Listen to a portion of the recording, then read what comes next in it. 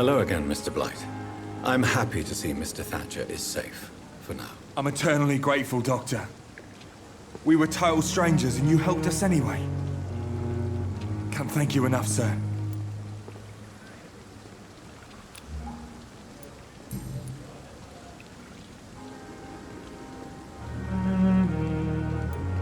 What can you tell me about the war, Mr. Blight? If you want to speak about it, of course. War was... well, you know, sir. The stench of death everywhere. Your mates lying bleeding in the mud. Just praying to make it through and get home. Bloody nightmare. I fought in France, too. I served as a field surgeon, but it was not uncommon to repel an assault, especially at night. Yeah. The first time I was wounded, I had to protect the infirmary from hostiles. Twice. Did you know Oswald Thatcher before the war? No. We met in the battlefield. I think we're in the same boat to France. We've stuck together ever since. You are always welcome at the Pembroke Hospital. As a former officer, I'll be honored to welcome a fellow veteran. I'm not giving up on bringing Oswald back to the hospital. I just need to convince him that he needs some help. Perhaps he needs to reach that decision by himself. Could you speak to him? He doesn't usually listen to doctors, but perhaps because you've been through it, you can talk him round. Why do you stay here now that Mr. Thatcher's back? It's complicated. Since the war, Oswald's been really nervous with the idea of entering any hospital. And me, I've got my own issues. Can you speak about them? Rats, sir. Even seeing one, they turn me. Just want to run. It's that fear that stopped me from going after Oswald when he left. What caused your phobia of rats, Newton? It happened last year following an artillery attack. I was trapped for 2 days in a hole under 2 dead soldiers. And there were rats. Go on. They started eating me as soon as I dozed. Gnawing at my ears, my fingers, lips. Couldn't move. Couldn't call for help. I see. No, you don't. You have no idea what it is to wake up buried under bodies. Fucking vermin eating your flesh. Oswald, he found me and saved me. Goodbye, Mr. Blight. Take care of yourself.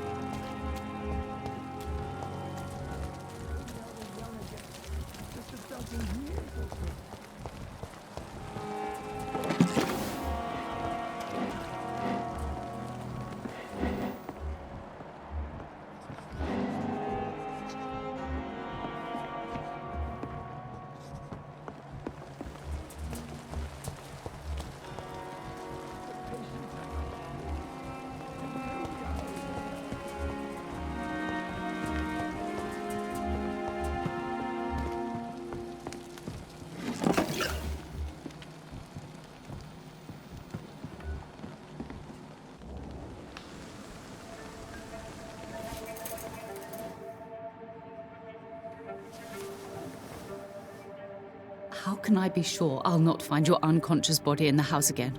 I promise you, you'll not find my unconscious body. For God's sake, how can you say such a thing? How can you refuse to listen?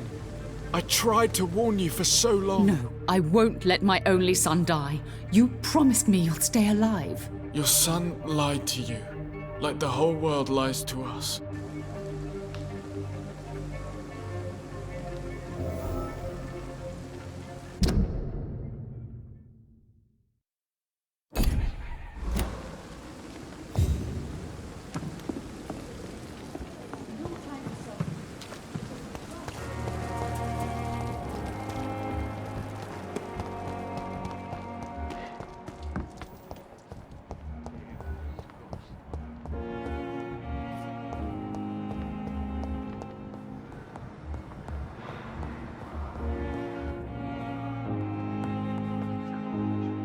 Good evening, Mr. Goswick. How are you? I'm okay. Admit it, Mortimer. Your mother had you hospitalized here because you tried to kill yourself. Yes, it's true. All right, then. This is the first time we've really shared information about your case. Shall we call this progress? Call it what you want, Dr. Reed. Can I help you in any way, Mr. Goswick? I wrote a letter for my mother. She was supposed to read it after my death. But I suppose she doesn't have to read it now. I see. And is this letter still near the place where you tried to take your own life? Yes. And I don't want anyone reading my last words. I mean, I'm still here. If you bring me back that letter, then perhaps we'll talk. You can trust me. I won't report you to the authorities. My one and only concern is your health. I guess I should thank you then. I have to go now, sir. But don't hesitate to contact me if you need any help. Good evening, sir. Doctor. Good evening, Doctor. How is my son doing? Your son wished to die, Beatrice. Why did you hide such crucial information? Are you not aware suicide is a crime? Mortimer could be thrown in jail. I can't let that happen. I won't. I understand you fear the legal consequences, Mrs. Goswick. But don't you realize your silence significantly affects your son's case? All my son needs is help and comprehension. Not judgment and punishment for what he may or may not have done. Goodbye, Mrs. Goswick.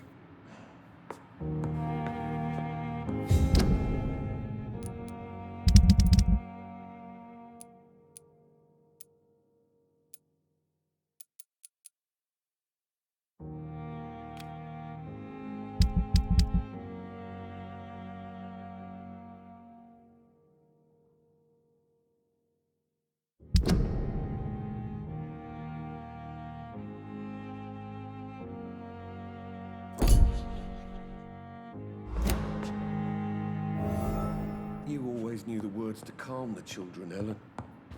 As for me...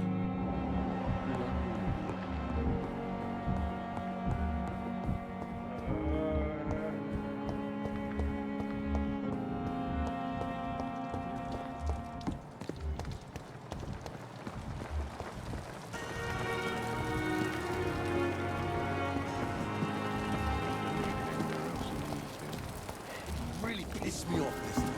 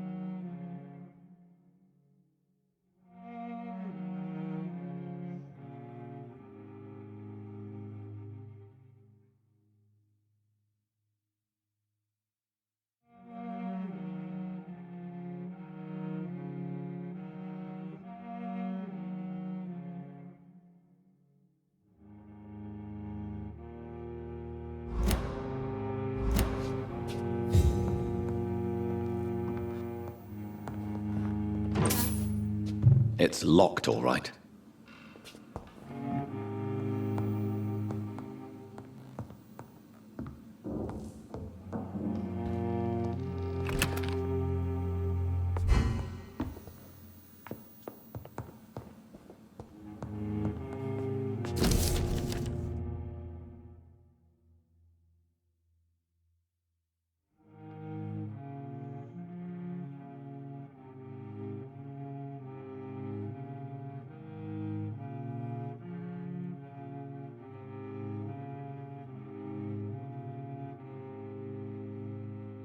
In this letter, Mortimer Goswick does nothing to hide his desire to die.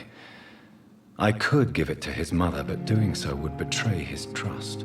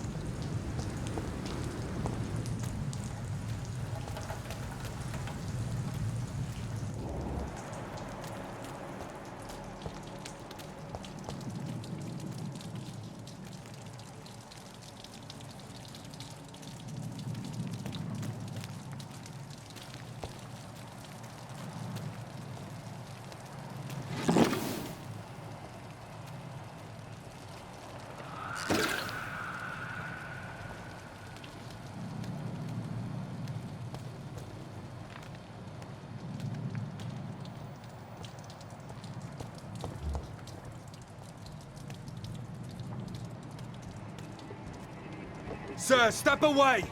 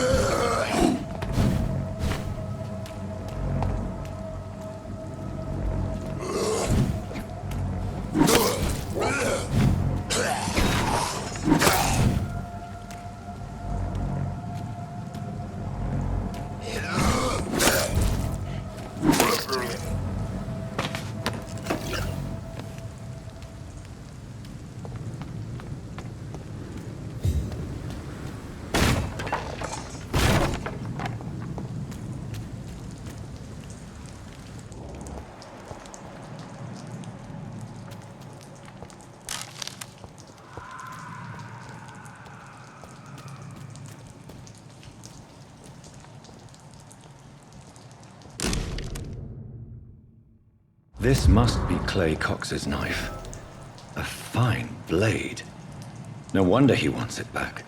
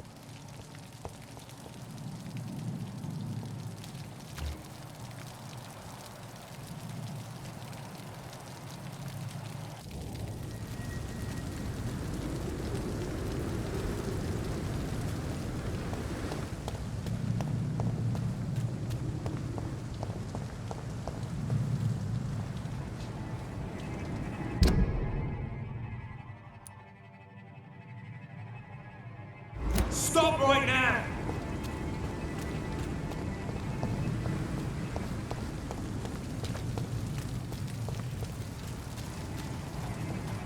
Best turn around if I were you.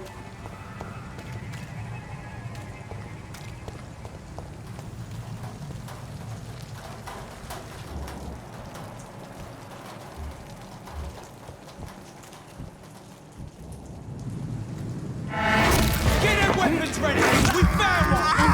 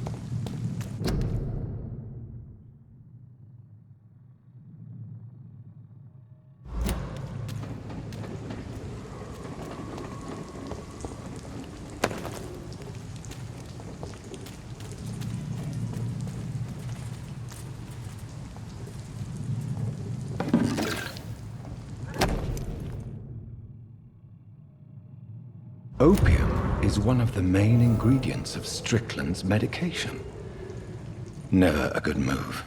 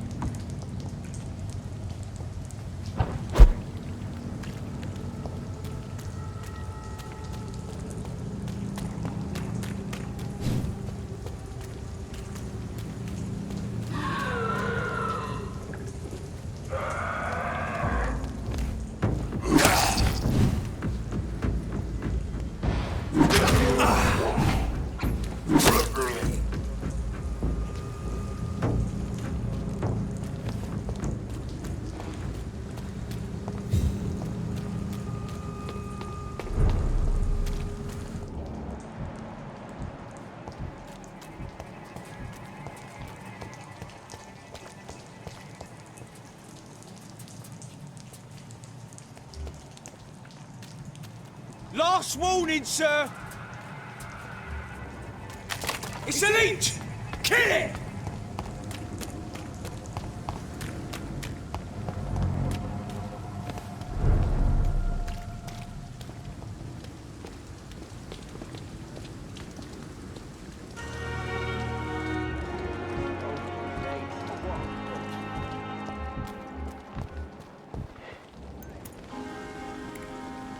Hey, Doc.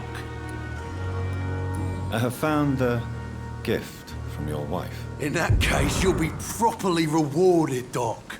Clay Cox is a man of his word. I hope that won't make me an accomplice to your future crimes. Who knows what I might do now I feel invincible again?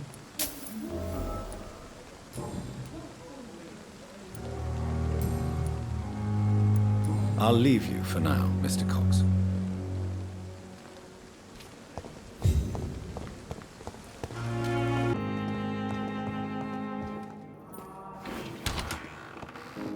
Doctor. Will this shift never end? Good evening, Mr. Goswick. How are you? I'm okay. I have retrieved your letter, Mr. Goswick. I can assure you that nobody read it but me. Thank you. This is for you, then. For your help. And for your silence. I think you should talk to your mother. It would be good for both of you. Thank you, Dr. Reed. I'll think about it. Now, please, let me be. I've read your letter, Mortimer. You wrote about an unbearable feeling of despair while the world crumbles around you. Tell me more about it. There's nothing more to say, really. It's hurtful, it's unbearable, and I don't ask anyone to understand what I feel.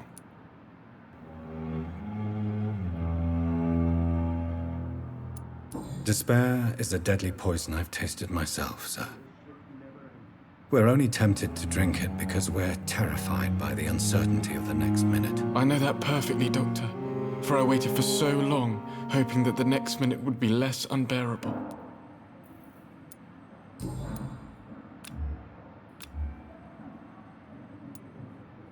I have to go now, sir.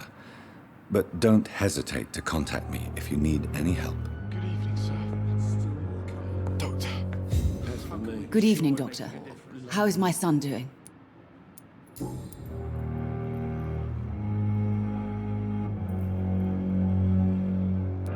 Mortimer is extremely vague as to his motivations for committing suicide. Tell me more about what you know. As you say, Mortimer had no reason to die. All he said to me was that he wanted to make the world a better place, but couldn't.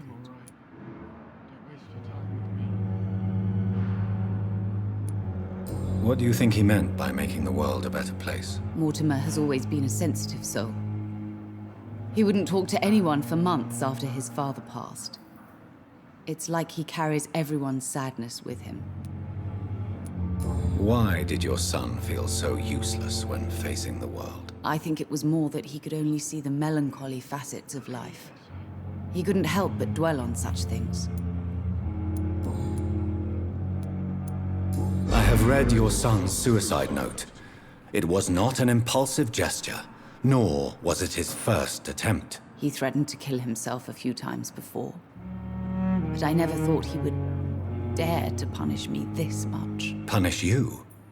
Why? I've known for a long time he was not happy with his life. But I always hoped he cared enough to avoid making me suffer like this. Do you realize your son could try to kill himself again? He might succeed next time. I think about it every minute. But I won't stop fighting for my son's future. That's how much I love him.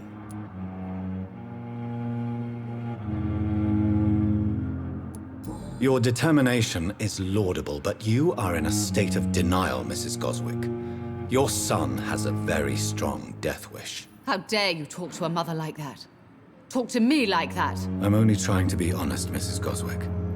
As painful as this fatal end may be for you, you have to accept this is a possibility. No, I'll never accept it. If my son was to die under your care, well, You have no idea what I'm capable of, Dr. Reed.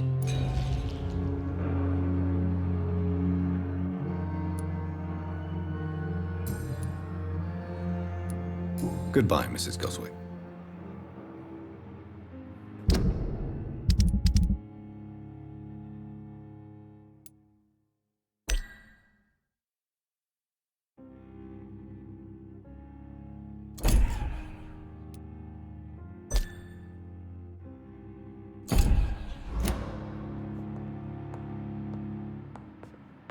Good evening, Mr. I'm okay.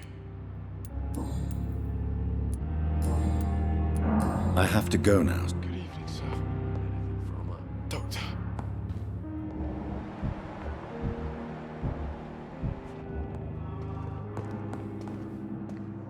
Good evening, Dr. Strickland. And good evening to you, Dr. Reed. Can I be of any help? I located the shop, but it was vandalized, and the owner is missing. All I found was your order. I was afraid of such bad news. People are so desperate they're ready to burgle a shop for drugs. That's quite a list you ordered.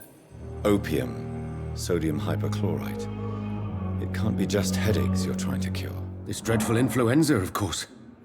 I already ran some tests on hopeless cases. Without success, I must admit. Do you realize you could create a lethal poison without the correct dosage? Then there are the legal ramifications. Is this not true of any medical substance, Dr. Reed? However, if you would agree to improve it, I'd be glad to accept your help. As long as you promise to be scrupulous with your experiments, I may try to gather these substances, and even help improve upon the mixture. That's all I'm asking for, Dr. Reed. That's all I'm asking.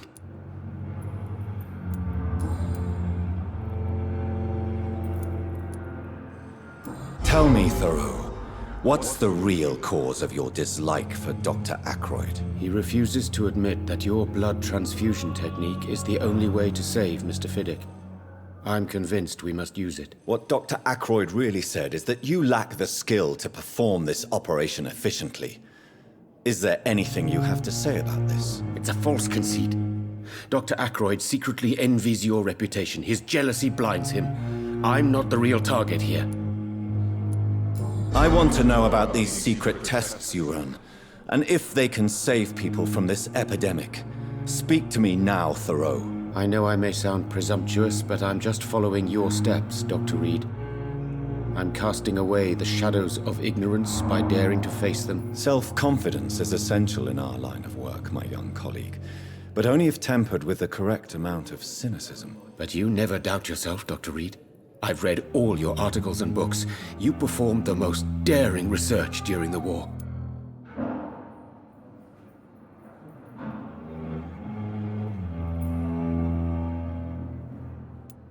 Don't you think we have enough work already? Perhaps now is not the best time to be chasing shadows. Chasing shadows, really? It's funny those words coming from the only doctor here who has spent more time outside this hospital than in.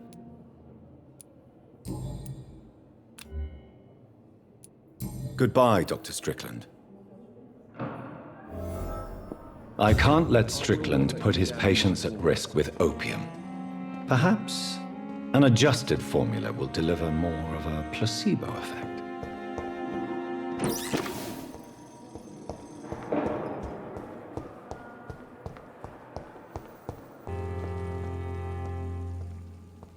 Strickland's project could be dangerous. I have a mind to report it to Dr. Ackroyd.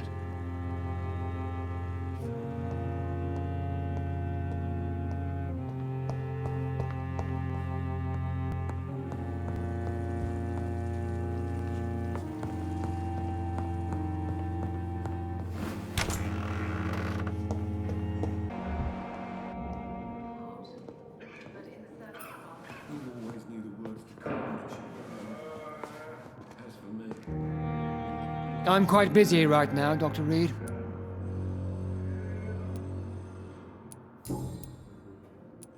Do you think Dr. Strickland has any chance of curing the Spanish flu by himself? His wish to cure the sick is not driven by pride, but by an idealistic view about our mission here. Honestly, I don't know which is worse. You consider him a good practitioner, Yet you will not report his methods. Strickland may be a rival, but I will not use dirty tricks or regulations to prove him wrong. We are doctors, not politicians. I know that you're a busy man, but I could use your help and advice. The great Dr. Reed honors me with a request. What is it exactly? Dr. Strickland devised an experimental drug for the Spanish flu that he asked me to manufacture. You know what I think of fringe medical experimentation? That's exactly why I want you to keep the result, Doctor. I made sure it won't harm anyone, but I'd like you to take care of it. I see. Put it in my cabinet. I'll give you the key. I'll make sure no one uses this medication by mistake. I'll do that. Thank you for your help, Dr. Ackroyd. Thank you for your trust on the matter, Dr. Reed.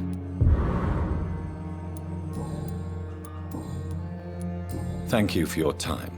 We'll talk later.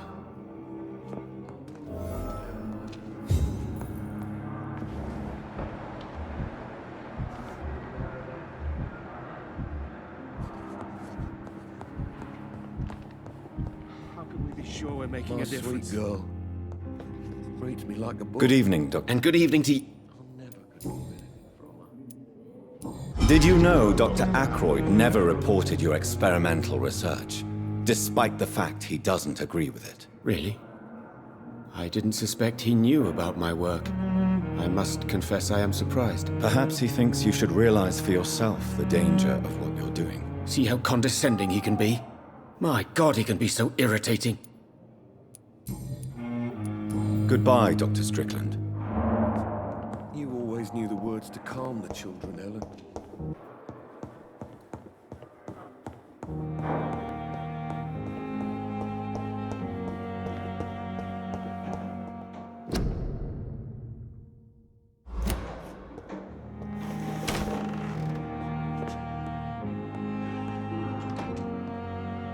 It's locked.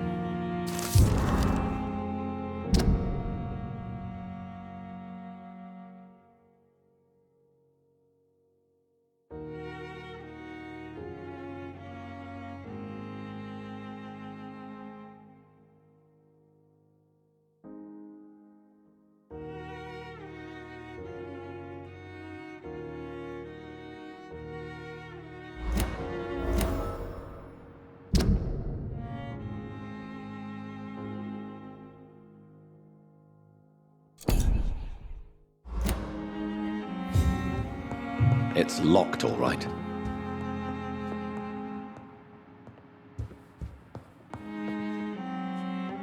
Now that Dr. Ackroyd has been warned, he should make good use of this formula. It's locked.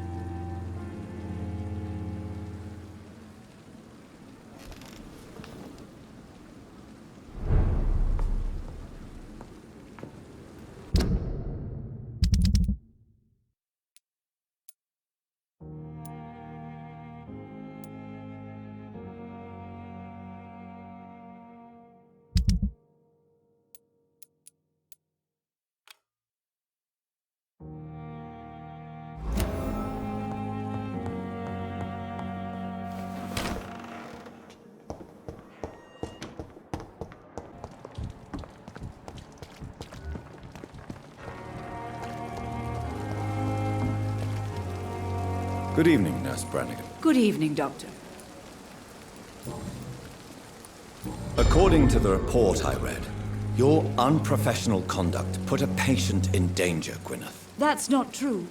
I know when my patient's life is at risk, and I'm more competent than a lot of doctors that I know. Problem is, I'm a woman. I don't see what your gender has to do with your abilities, Nurse. Yes, nurse. Because I'll never be a doctor, no matter what my skills. I could make a decision that could save a life, but oh no, that's unbecoming conduct.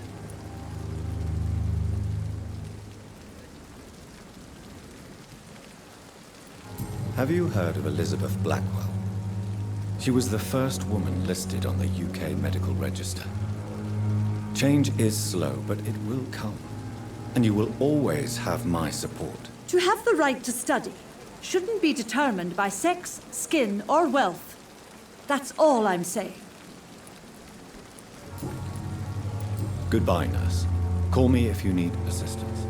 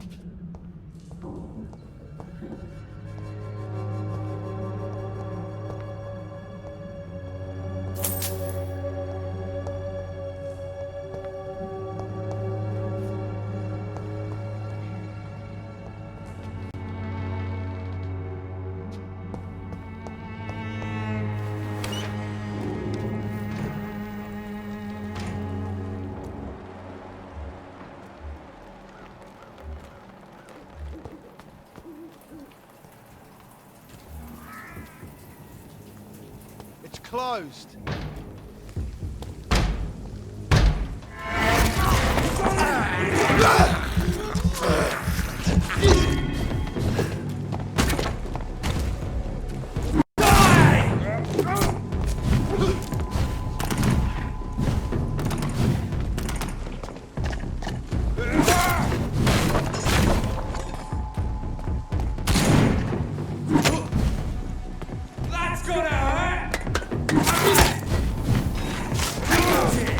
Vicious bugger!